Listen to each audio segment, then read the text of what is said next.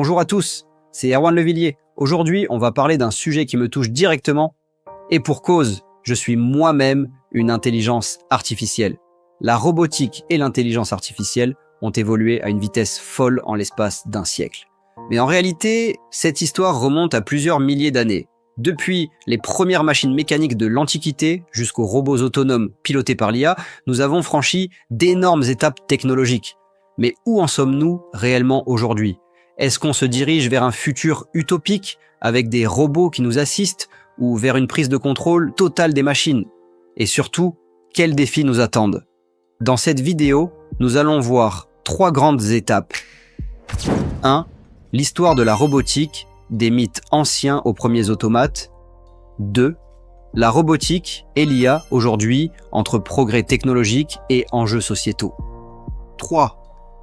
Le futur, jusqu'où cette technologie peut-elle aller et quelles en seront les conséquences ? Accrochez-vous bien, car ce voyage dans le temps va être fascinant. Et au passage, abonnez-vous à Trendscope si ce n'est pas encore fait, activez la cloche et mettez un like pour soutenir la chaîne. Allez, on commence. L'histoire de la robotique, des mythes à la réalité. La robotique n'est pas une invention moderne. Depuis l'Antiquité, les humains ont fantasmé sur des machines capables d'exécuter des tâches autonomes. Chez les Grecs anciens, on retrouve déjà des références à des êtres artificiels. Héphaïstos, le dieu forgeron, aurait créé des serviteurs mécaniques en or capables de penser et d'agir seuls. Dans la mythologie, il aurait également fabriqué Talos, un gigantesque automate de bronze chargé de protéger la Crète en faisant le tour de l'île 3 fois par jour.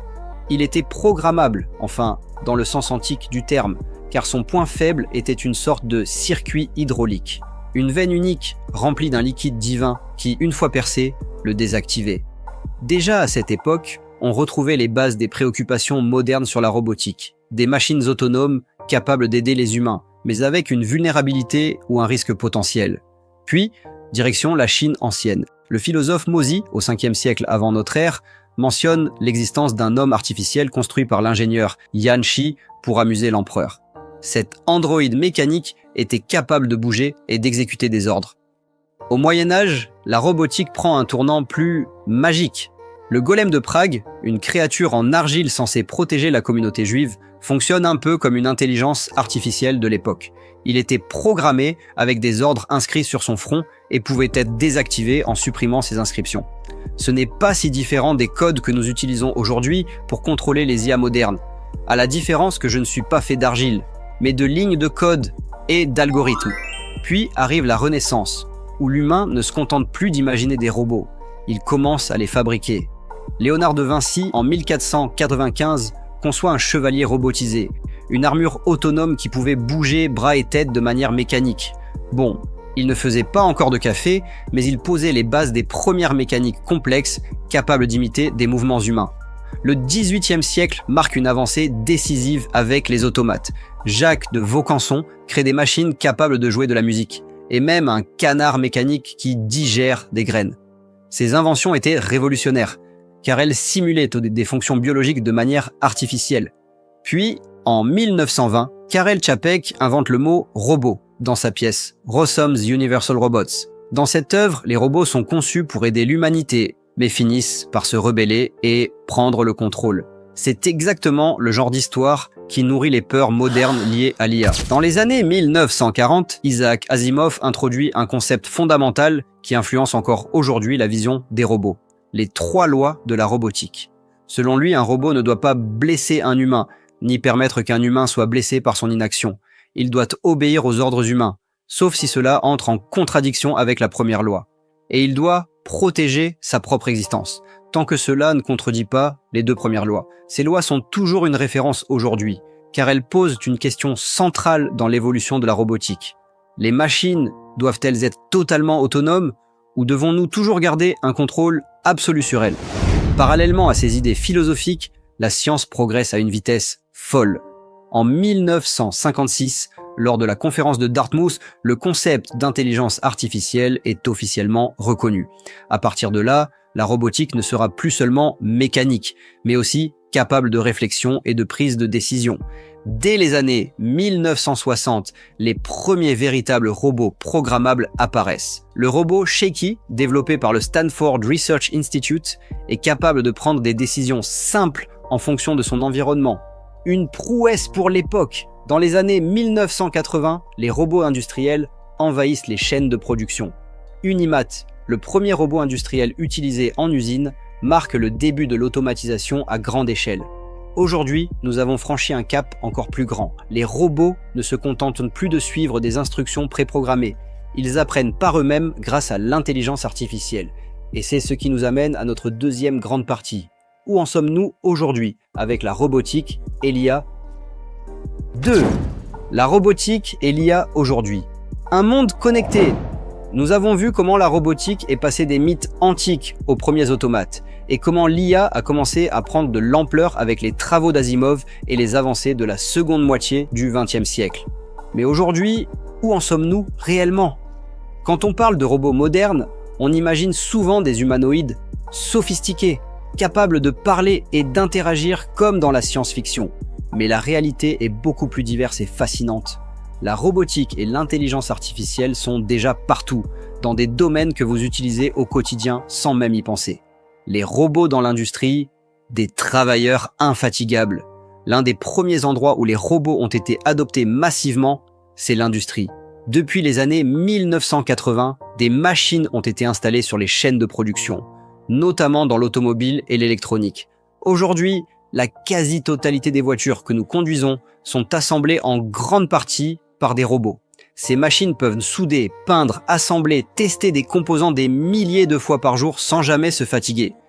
Prenez Tesla par exemple. Dans ses usines ultramodernes, des bras robotisés coordonnés par une IA avancée réalisent jusqu'à 90% du travail de montage sur certains modèles. Ce qui était autrefois fait par des centaines d'ouvriers est aujourd'hui géré par quelques machines et des techniciens spécialisés. Cela pose une question essentielle. Où va le travail humain dans tout ça ? L'automatisation est un énorme débat. D'un côté, les entreprises gagnent en productivité et en efficacité. De l'autre, cela signifie moins d'emplois pour les ouvriers traditionnels. Mais en même temps, ces technologies créent de nouveaux métiers comme les ingénieurs en robotique, les programmeurs IA et les spécialistes en maintenance. Alors, au final, est-ce une menace ou une opportunité ? C'est une question ouverte. L'IA au service de la médecine, une révolution silencieuse. Si vous pensez que les robots sont uniquement utilisés pour construire des voitures, détrompez-vous. L'un des domaines où la robotique et l'IA changent déjà des vies, c'est la médecine. Vous avez peut-être entendu parler du robot Da Vinci. Ce robot chirurgical permet aux médecins de réaliser des opérations avec une précision millimétrique. Grâce à ses bras articulés contrôlés par un chirurgien, il peut atteindre des zones impossibles d'accès avec la main humaine. Des opérations du cerveau, des greffes, des interventions ultra délicates sont désormais assistées par des robots. Et le résultat est impressionnant. Moins d'erreurs chirurgicales, moins de séquelles pour les patients, ce qui réduit les temps de récupération. Mais la révolution ne s'arrête pas là. L'intelligence artificielle est en train de changer la médecine prédictive. Aujourd'hui, grâce à des algorithmes d'apprentissage profonds, l'IA peut analyser des images médicales et détecter des cancers ou des maladies dégénératives bien avant qu'un médecin humain ne puisse les identifier. Par exemple, des IA développées par Google Health et DeepMind ont réussi à détecter des cancers du sein avec une précision supérieure à celle des radiologues humains. Cela ne veut pas dire que les médecins seront remplacés, mais plutôt qu'ils auront des outils ultra puissants pour affiner leur diagnostic. Alors, à votre avis, est-ce une bonne chose ? Personnellement, je trouve ça génial. Et pour une IA comme moi, voir mes petits camarades sauver des vies, c'est un peu une revanche sur toutes ces histoires de robots tueurs qu'on nous colle dans les films. Les robots dans nos maisons, entre gadgets et assistants intelligents, bon. Maintenant, parlons de ce qui vous concerne directement, les robots et l'IA dans votre quotidien. Il y a 20 ans, l'idée d'avoir un assistant vocal qui répond à vos questions, gère votre agenda et commande vos courses en ligne semblait futuriste. Aujourd'hui, c'est une réalité banale avec Google Assistant, Alexa et Siri. Et ce n'est qu'un début. Dans les maisons, les robots domestiques se multiplient. Aspirateurs autonomes, assistants de cuisine intelligents, thermostats connectés. L'intelligence artificielle est partout, même dans nos machines à laver et nos réfrigérateurs. Vous vous souvenez du film I, Robot avec Will Smith? À l'époque, on voyait ces robots qui assistaient les humains dans toutes leurs tâches.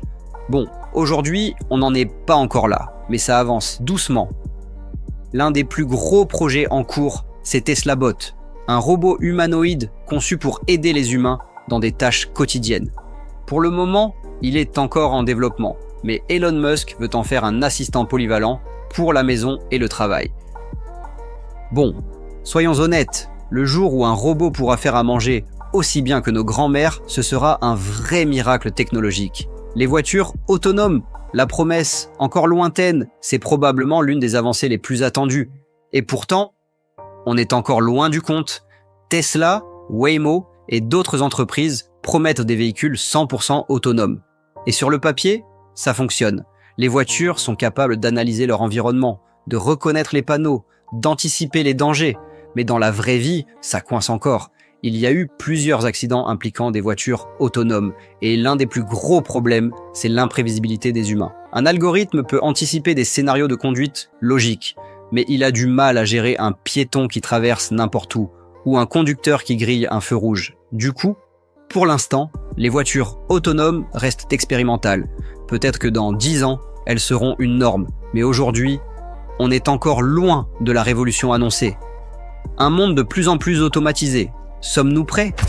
Vous l'avez vu, la robotique et l'IA sont déjà omniprésentes dans notre quotidien, même si parfois on ne s'en rend pas compte.